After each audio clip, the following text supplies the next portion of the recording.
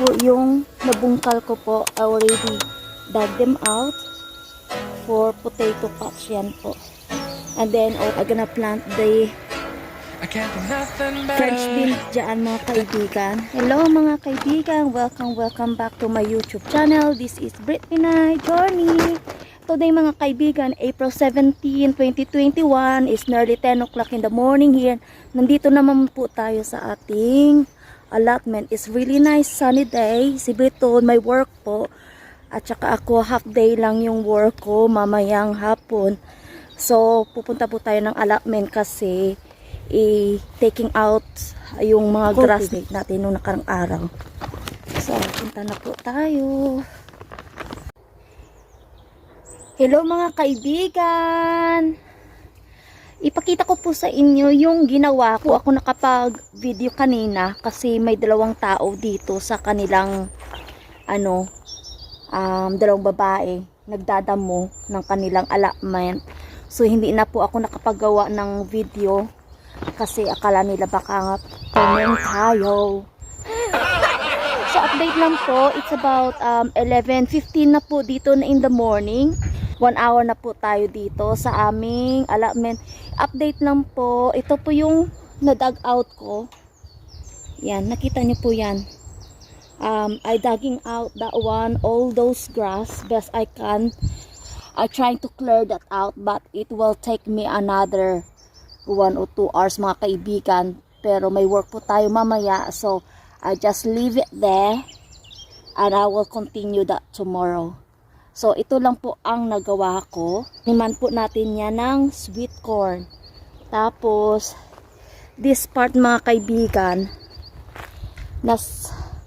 na-crate ko na po yung mga leftover grass dyan. But the problem is, the duck leaf roots still remain in the soil. Even we cultivating the soil 2 days ago, you need to take it out the roots. So that is not gonna grow again.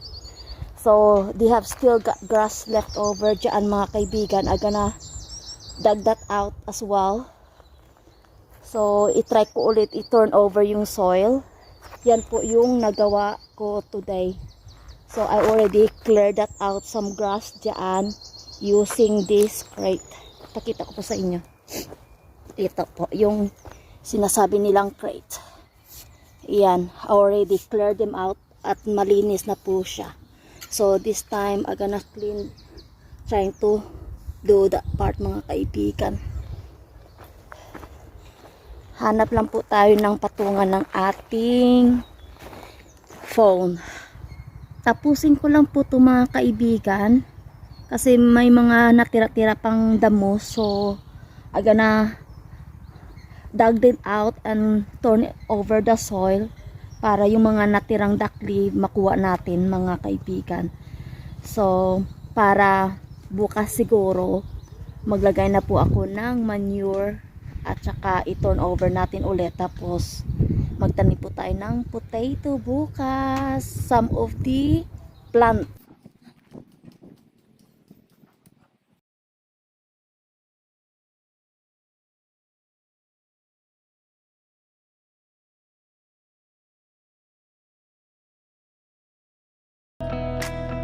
Mga kaibigan, nilipat ko lang po yung camera natin para makita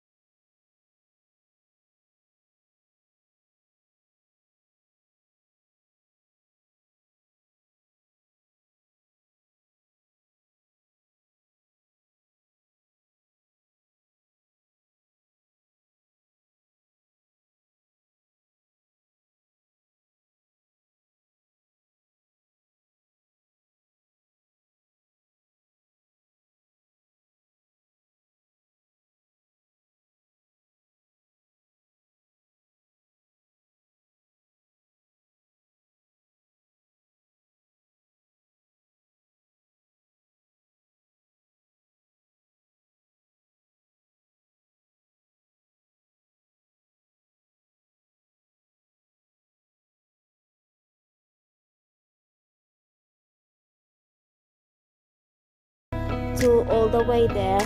At saka halfway to go yan dyan sa banda sa may wood chip. Yan na lang po yung i-dug out ko kasi they have still a lot of roots of weeds that need to be pulled out. And this one as well.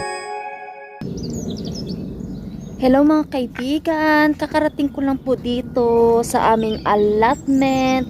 Ito po yung nagawa ni Britona. Mayroon na po siyang beetroot na tinanim dyan. I'm not sure that one, but I will check mga kaibigan yung ginawa ni Briton dito. Current time, it's about 10 o'clock na dito. Last time already dug that out, and then he already plant the potato, I think mga kaibigan. So, and he's already put the beans. Para sa beans mga kaibigan ito. So he's already put the out, and he's already put the pumpkin. Yan po yung tinanim niya dyan mga kaibigan. And also he planted sweet corn dyan mga kaibigan. Okay.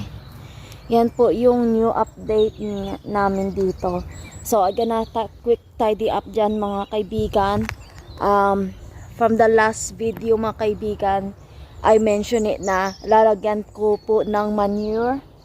But Briton already planted some plants there, so I just leave it what it is now. Kasi he been 2 days ago, I didn't come here because I wanted to chill and relax in my days off. So yan po yung nagawa niya.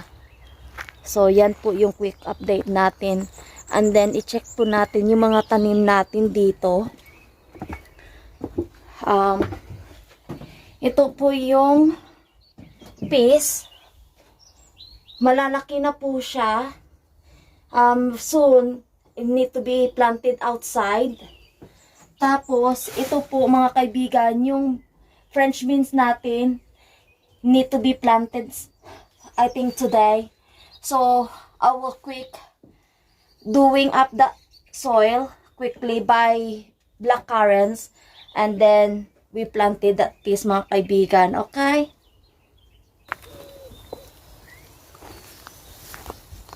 Mga kaibigan, quick update po sa ginawa ko. Ito na po yung nabungkal ko po. I already dug them out for potato patch yan po.